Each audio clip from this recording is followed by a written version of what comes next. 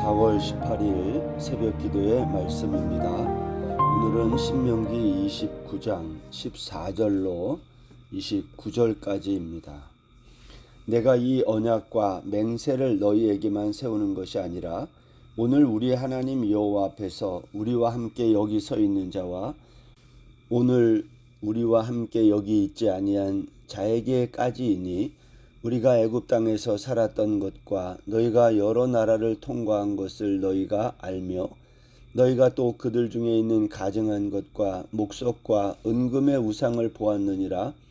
너희 중에 남자나 여자나 가족이나 지파나 오늘 그 마음이 우리 하나님 여호와를 떠나서 그 모든 민족의 신들에게 가서 섬길까 염려하며 독초와 쑥의 뿌리가 너희 중에 생겨서 이 저주의 말을 듣고도 심중에 스스로 복을 빌어 이르기를 내가 내 마음이 완악하여 젖은 것과 마른 것이 멸망할지라도 내게는 평안이 있으리라 할까 함이라. 여호와는 이런 자를 사하지 않으실 뿐 아니라 그 위에 여호와의 분노와 질투의 불을 부으시며 또 이 책에 기록된 모든 저주를 그에게 더하실 것이라. 여호와께서 그의 이름을 천하에서 지워버리시되 여호와께서 곧 이스라엘 모든 지파 중에서 그를 구별하시고 이 율법책에 기록된 모든 언약의 저주대로 그에게 화를 더하시리라. 21절까지만 먼저 읽었습니다. 우리는 신명기 29장 앞에 있는 1절부터 13절 어제 그 말씀에서 하나님의 언약이 무엇인지를 말씀을 드렸습니다. 노아 언약, 아브라함 언약, 시내산 언약에 이르기까지 우리가 이미 알고 있어서 설명은 다 안 했지만 창세기의 선악과 언약부터 시작해서 시내산 언약까지 하나님이 우리와 맺으신 언약을 살펴본 거죠. 성경은 하나님이 우리와 언약을 맺으신 목적에 대하여 말하기를 나는 너희 하나님이 되고 너희는 내 백성이 되게 하는 것이다 라고 말합니다. 그러나 여러분, 우리 인간이 연약해서 하나님과 맺은 언약을 지킬 수 없다는 겁니다. 결국 이스라엘 백성들은 하나님과 맺은 언약을 통해서 복을 받는 게 아니라 저주를 받게 되는 겁니다. 사실 저주 외에 우리가 받을 것이 없는 겁니다. 그럼에도 불구하고 우리가 신명기 28장을 축복의 장이라고 종종 말하는데 그것은 신명기 28장을 너무 가난하게 해석하고 적용하는 것이라고 생각합니다. 그렇지만 놀라운 것은 이 언약이 하나님의 일방적인 언약이라는 점입니다.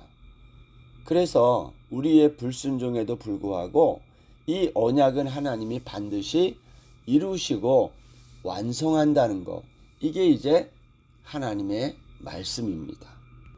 이제 오늘 본문 14절 이하의 말씀은 이 언약과 맹세가 너희에게만 세우는 게 아니라 여기 15절에 보면 그랬습니다. 우리와 함께 여기 서 있는 자, 그리고 오늘 우리와 함께 여기 있지 아니한 자에게까지다. 오늘 그렇게 말하고 있습니다. 그러니까 하나님의 언약에 참여하는 자들은 지금 여기 서 있는 자뿐만이 아니라 앞으로 이 언약에 참여할 모든 자들에게까지 포함된다. 오늘라고 말씀하고 있는 겁니다. 앞으로 태어날 우리의 후손들, 그 자손들에게도 이 언약이 효력이 있다는 겁니다. 성도 여러분, 사람은 동시에 두 공간에 머무를 수 없는 존재이죠. 그래서 후대에 어떤 사람이 말하기를 나는 언약을 맺었던 시내산 모압 땅에 없었기 때문에 나는 그 언약에서 예외다 라고 생각한다면 너희들은 이 말씀을 기억하라는 겁니다. 비록 내가 그 언약의 현장에 없었어도 하나님의 언약은 우리에게도 동일하게 효력을 미친다는 겁니다. 이것은 우리 조상들이 참여한 언약이지 나는 아니다. 그렇게 발뺌을 할 수 없다는 겁니다.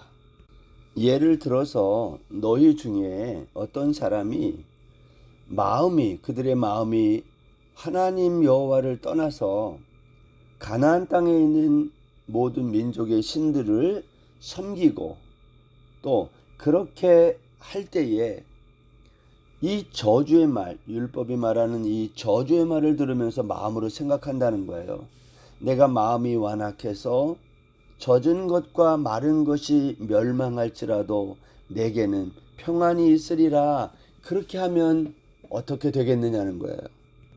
여기 19절 말씀에서 내 마음이 완악하여 젖은 것과 마른 것이 멸망할지라도 내게는 평안이 있으리라 라는 이 말은요, 하나님의 진노가, 저주가 너무 맹렬해서 젖은 것이나 마른 것이나 하나님의 저주를 피할 수 없다는 뜻입니다. 그런데 모압 언약에 참여하지 아니한 후손들이 이런 저주와 재앙을 받을 때 이렇게 말한다는 거예요. 왜 조상들이 범죄한 그 잘못으로 인해서 벌을 우리가 왜 받아야 되냐는 거예요. 우리 중에도 나는 잘못이 없는데 여러분, 조상들의 잘못이나 다른 사람들의 잘못으로 그 벌이 나에게 미치면 그것을 못 견뎌하는 사람이 있지 않습니까? 오늘 그 얘기를 하고 있는 거죠. 그때 하나님이 우리에게 말씀한다는 거예요. 그래? 그러면 너 그렇게 너 잘할 수 있고 잘났으면 너 혼자 스스로 잘해봐. 내 힘으로 잘해서 저주를 받지 않을 수 있으면 그렇게 해보라는 겁니다.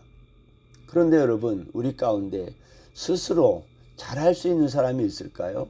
한 사람도 없다는 거예요. 시편 14편은 그런 자를 가리켜 어리석다 그랬어요.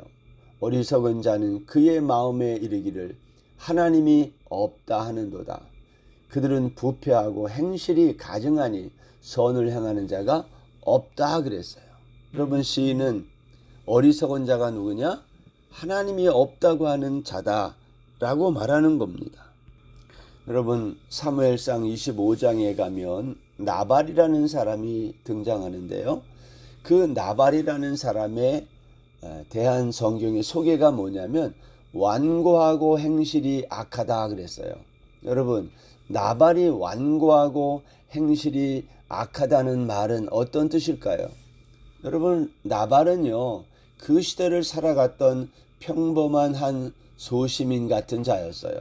그러니까 자기 것을 자기가 알아서 관리하는 사람인데 성경은 그 사람을 완고하고 행실이 악하다라고 말했다는 것에 주목해야 합니다.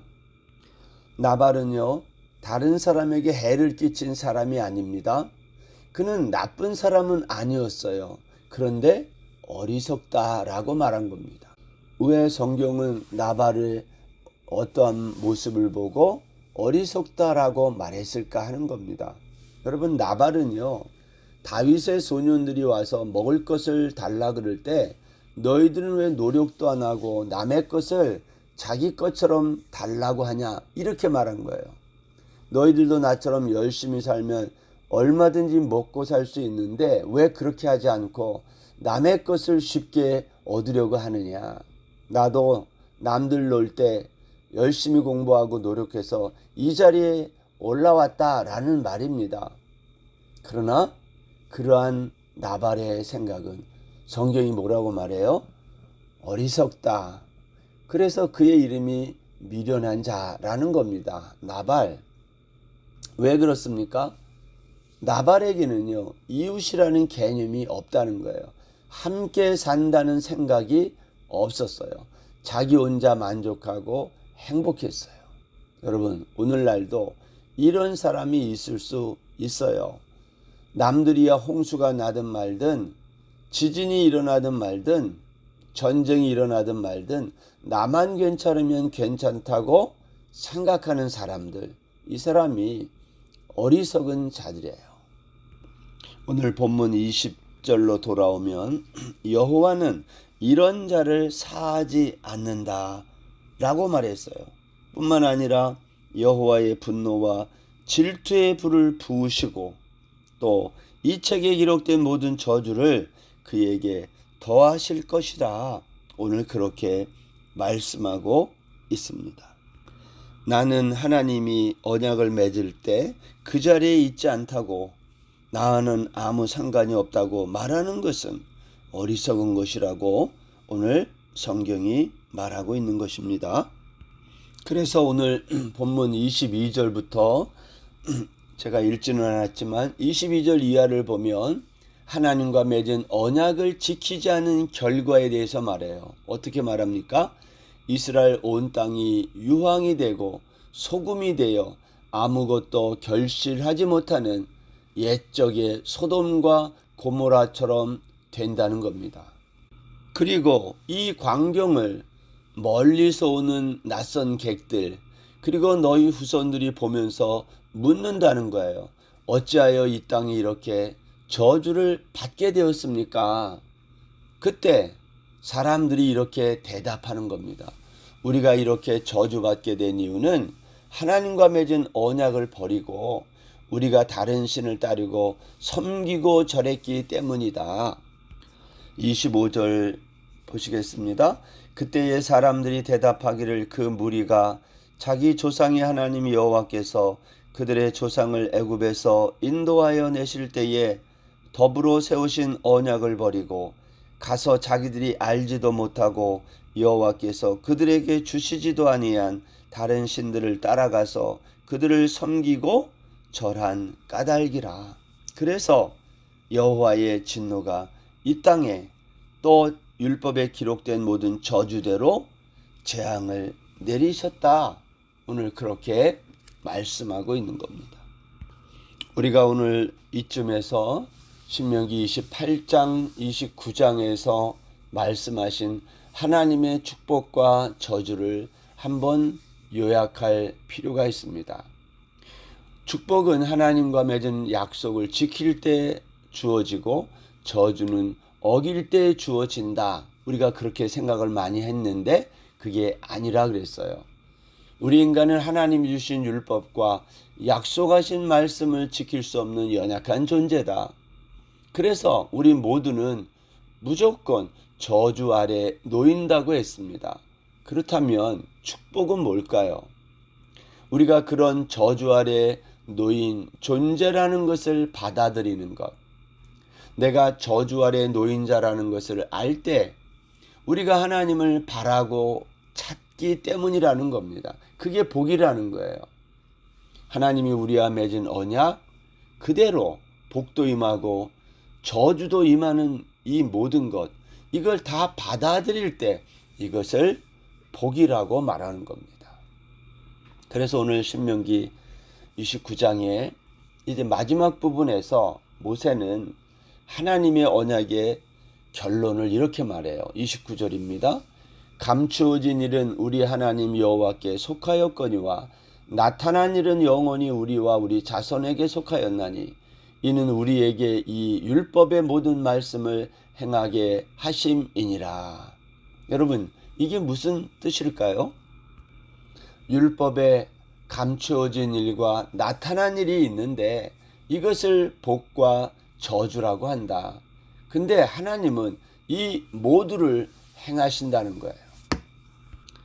복만 임하고 저주가 임하지 않는다면 그것은 하나님의 말씀이 온전히 이루어지는 것이 아닌 겁니다. 여러분, 그러한 점에서 저주도 복이라는 거예요. 왜 그렇습니까?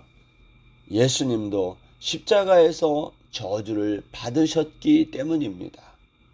저주가 복이라고 말하는 것은 역설인데요. 저주로 인해 우리 모든 인생들이 예수 그리스도의 십자가와 구원을 바라보기 때문이에요. 저주 아래 놓인 우리 모두에게 복을 주시기 위해 하나님은 독생자 아들을 저주의 십자가에 버려 두신 것입니다.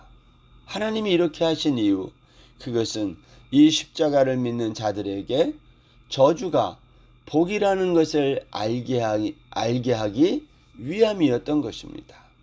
사랑하는 여러분, 이 저주의 십자가가 우리를 향한 하나님의 약속이며 축복이라는 것을 믿으십니까?